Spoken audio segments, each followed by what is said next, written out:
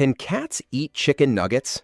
The short answer is no. You should not feed chicken nuggets to your cat.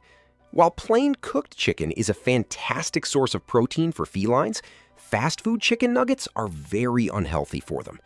Is it safe for cats to eat chicken nuggets from a fast food restaurant?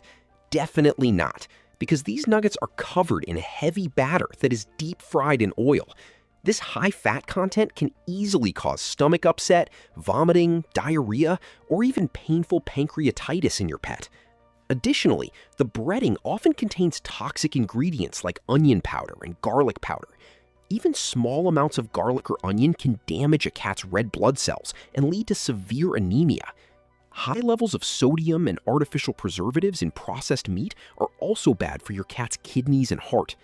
If you are asking yourself if your cat can have chicken nuggets as a quick treat, remember that the excessive calories will quickly lead to feline obesity. If your cat accidentally eats a whole chicken nugget and shows signs of illness, you should contact your veterinarian immediately for guidance. Instead of sharing fried fast food, offer your cat a piece of plain, unseasoned, boiled chicken breast as a safe and healthy alternative.